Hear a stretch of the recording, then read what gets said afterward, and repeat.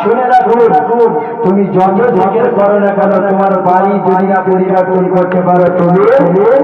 জান্নাতে কোনোদিন যেতে পারবে না। আজকের মুসলমান তো আমরা কেন পরিবর্তন হয় না যে বিয়ে বাড়িটা হলো যে অধিকার, রসুল বলেছেন যে বিবাহটা হলো রাসূলুল্লাহ সুন্নাত, একবার জোরে বলুন সুবহানাল্লাহ। সেই সুন্নাত কাজকে করতে গিয়ে কিছু মানুষ তারা কি করে জানেন তো, সুন্নাতকে তারা বাদ দিয়ে তারা বিভিন্ন ভুলভাল কাজ করে ফেলে বা যে সেদিক থেকে সংযত আমাদেরকে থাকতে হবে, পরে আমাদেরকে থাকতে হবে, তাহলে কিন্তু সে বিবাহটা কখনো শুদ্ধ হবে না। বিবাহ গ্রহণ করে কয়েকটি গুণ লাগে বা যে পর্যন্ত বিয়ে দিয়েছি, বিবাহ দিয়ে কম বেশি নাকি আমরা ছেলে মেয়েদের বিবাহ দিয়ে হতাম না, যে কটা জিনিস দেখতে হয় দেখাশোনা করতে গেলে, জি বলেন না, কটা গুণ দেখতে হয়, জি বলেন জি চারটে গান দেখতে হয়। রাসূলুল্লাহ বুখারী শরীফের হাদিসের ভিতরে বলেছে যে বিবাহ যখন করতে যাবে তার চারটে গুণ দেখবে, একবার জোরে বলুন সুবহানাল্লাহ। সর্বপ্রথম কথা বলেছে রাসূল বিহাসাবিহা, তার বংশ মর্যাদা, যে মেয়ে বাড়ির বউমা বিবি করবে তার মধ্যে গুণ দেখে নাও যে তার বংশ মর্যাদা কেমন। দ্বিতীয় নম্বরে রাসূল বললেন জামালিহা, তার সৌন্দর্যটা তোমরা দেখো। আর তৃতীয় নম্বরে কি বললেন মালিহা, তার সম্পদটা দেখো। তবে তোমার নেওয়ার জন্য নয় যে তুমি গরিবের ঘরে যে একটা কন্যাকে বিবাহ করবে 2 লাখ টাকা দিতে হবে, খাটগতি বাড়ি দিতে হবে, সেটা নয় বা যদি তুমি কোনো বিপদে পড়ে তোমাকে সহযোগিতা করতে পারে, সেই জন্য দেখতে বলেছে। আর বলেছে 4 নম্বরে কি বললেন দীনিহা, সে দিনদারিটা কতটা, কোরআন পড়তে জানে কিনা, সূরা ফাতিহাটা পড়তে জানে কিনা, দোয়া জানে কিনা, সেগুলিকে তাকে জিজ্ঞাসা করতে হবে। রাসূল বলেন 4টে গুণের মধ্যে যদি 3টে গুণ খারাপ হয়, আসফারা ফিদ্দিন, যদি দিনদারিটা তার মধ্যে বেশি থাকে, তাহলে সেদিকে তোমার বাড়ির বউ করে দাও, তোমার বাড়ির বিবি করে নাও। কেন করলে কি হবে? রাসূল বলছে সেই বিবির বিনিময়ে তোমার ঘরটা রব্বুল আলামিন জান্নাতের ঘর বানিয়ে দেবে। একবার জোরে বলুন সুবহানাল্লাহ। আর বর্তমান সময়ে দেখাশোনা করতে গেলে কি বলি বলেন তো, আমরা জিজ্ঞাসা করি যে কেমন দেখতে,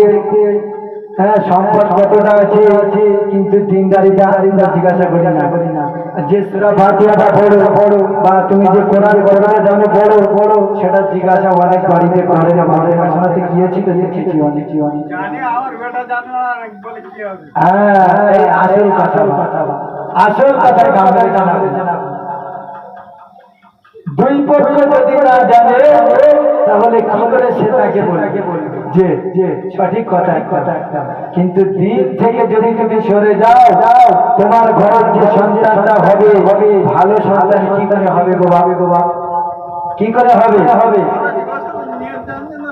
গোসলে নিয়ত জানে না, ফরজ গোসলে যে নিয়ত জানে না।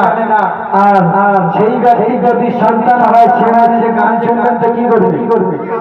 সে বাবার হাত দেবে। কিছু বাবা কি বলে জানেন তো, যে ছেলে ভাত দেয় না। কিন্তু বাবা তোমার গোড়ার বাচ্চাটা খুলে একবার দেখো, তুমি সন্তানকে কেমন মানুষ করেছো। তোমার সন্তানকে যেমন হাতে ধরবে তোমার সন্তান তেমন তৈরি হবে। জি সন্তান হয়েছিল কে বলেন তো, বড় পীর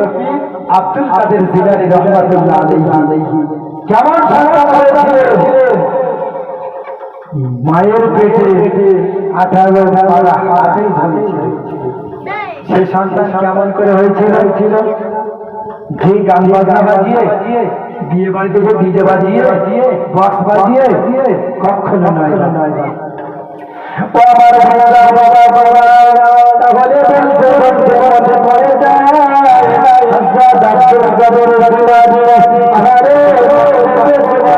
একজন বড় বড় তুমি একজন বাবা বড় ভাবর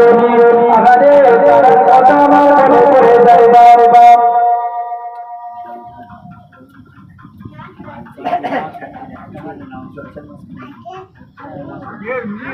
আমার বাবার ভাইরা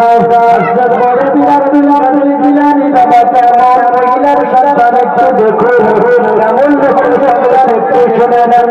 বাবা আজকে আব্দুল কাদের জিলানি তার নাম ছিল মুসাদ্দিক রহমাতুল্লাহ আলাইহি আজকে মুসাদ্দিক রহমাতুল্লাহ আলাইহি বাবা হঠাৎ করে বাবা জঙ্গলের পাশ দিয়ে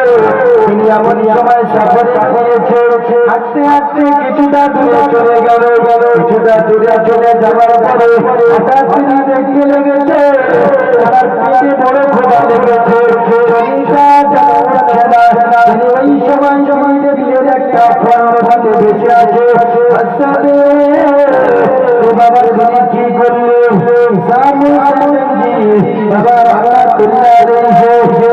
তিনি করে ফলটাকে বাবার বাবা তুলে খেয়ে নেওয়ার পরে মনে ভাবে আমি কার ফল আমি তো জানি না কে মালিক বাগানের আর বাগানের ফল কোথা থেকে আমি তো আমি তো জানি না আমি এই ফলটাকে খেয়ে ফেললাম যদি সেই বাগানের মালিক আমাকে না ক্ষমা করে তাহলে আমার আল্লাহর দরবারে জবাব দেওয়া লাগবে তিনি ভাবছে যে খোদার দরবারে তুমি আমার মৃত্যুটাই তো নাকি আর বর্তমান সময়ে গরমের সময় চলে যাচ্ছে আম গাছের তলা থেকে যদি একটা পড়েছে হিমসাগর বড় আম কি করি আমরা চারদিকটা ভালো করে দেখে নি যে কেউ আছে কিনা সঙ্গে সঙ্গে কি করি থলিতে ভরে ঘোরা জামা বিনামাকে নিয়ে চলে যায় দেখেন কেমন আল্লাহ আল্লাহ হযরত মুসা রাহমাতুল্লাহ আলাইহি তিনি বাবা ভাবতে গেছে জানি না বাগানের মালিক আবার এবার বাগানের ফল আজ আমি খেয়ে এসেছি আমি তো কিয়ামতের দিন আমার আল্লাহ জিজ্ঞাসা করে সেদিন আমি কি জবাব দেব সেই না বলে ভাবতে লেগেছে বাবা ভাবতে তিনি খুঁজতে খুঁজতে সামনে এগিয়ে যায় নানা বাগানটাকে খুঁজে বার করতে হবে খুঁজতে খুঁজতে সন্ধ্যার সময় গিয়ে সেই বাগানটাকে খুঁজে পেয়েছে দেখে বাগানের মালিকরা বসে আছে এই সময় হযরত মুসা রাহমাতুল্লাহ আলাইহি তিনি বাবা চলে গেলেন বাগানের মালিকের কাছে গিয়ে বলে হুজুর বাগানটা কি আপনার বলে কেন গো বাবা তুমি আমার বাগানের খোঁজটা জানো না এই সময় হযরত মুসা বললেন ও বাগানের মালিক জানি না তার বাগানে একটা আপেল ফল এই জঙ্গলের পাশ দিয়ে নদী থেকে বেঁচে যাচ্ছিল এই ফলটা খেয়ে নিয়েছে আমি জানি না ফলটা তার বাগানের ফল এই ফলটা খেয়েছি সেই ফলটা হয়তো তোমার বাগানের হবে কিন্তু সেই ফলটা খেয়েছি খোদা যদি আমাকে জিজ্ঞাসা করে আর বাগানের ফল খেয়েছি সেদিন আমি জবাব দিতে পারবো না এই জন্য বাগানের মালিকের খোঁজে বেরিয়েছি বাগানের মালিক তুমি কিসের বিনিময়ে আমাকে ক্ষমা করবে একবার জোরে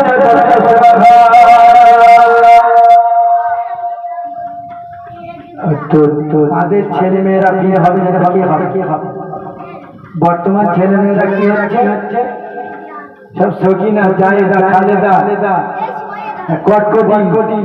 ফটফটি যত রকমের সিরিয়াল দেখে থাকে সেই সিরিয়াল হয়ে যাচ্ছে কি করে হবে জি আর শুধু বলি আমরা যে বাপ মা ভাত খাই না কেন তোমার সন্তানকে তুমি কেমন তৈরি করেছো তোমার দিকটা তুমি দেখো তারপরে তো সন্তানের দোষটা দেবে ও আমার ভাইরা বাবা সেই সময় বাবা বাগানের মালিক হযরত মুসা জঙ্গি রাহমাতুল্লাহ আলাইহি কে বললেন ও মুসা জঙ্গি রাহমাতুল্লাহ আলাইহি ও বাবা মুসা জঙ্গি তোমার মধ্যে খোদার ভয় এতটা তিনি অবাক হলেন আর মনে মনে ভাবছেন চিন্তা করি কত ভালো ছেলে হ্যাঁ হ্যাঁ যে সামান্য একটা ফল কতজন খেয়ে চলে যায় সে কোনোদিন কেউ বলে না বন্দি করেও খেয়ে নিয়ে চলে যাচ্ছে আর সামান্য যে একটা ফল ভেসে যাচ্ছিল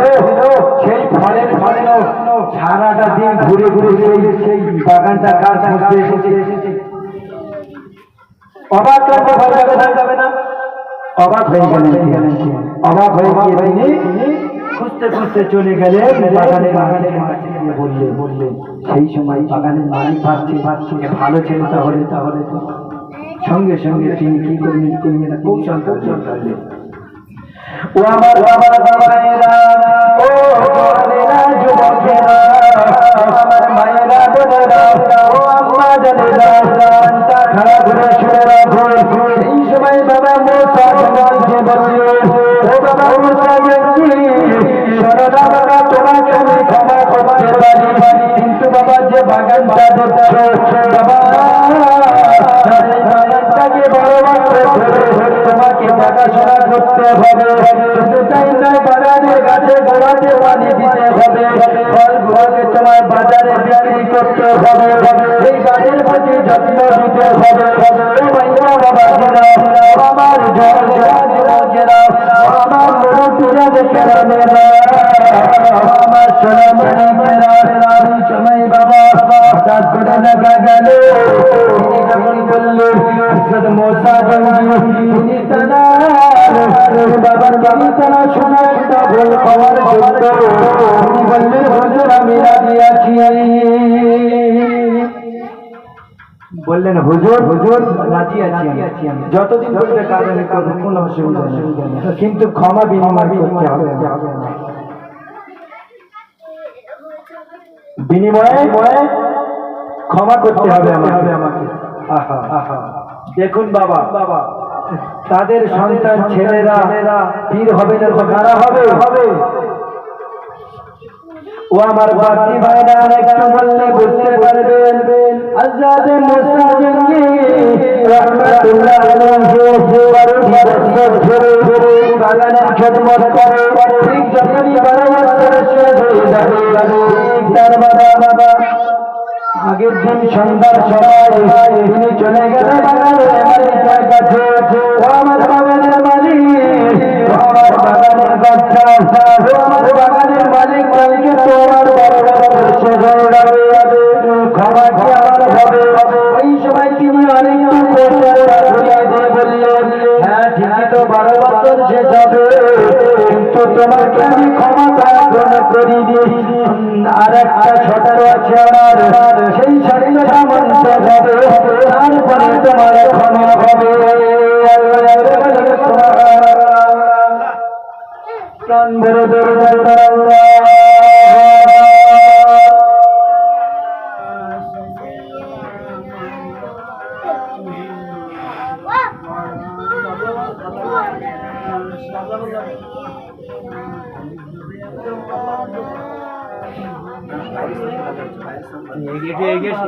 পাকার বাধায় লাগো গেছে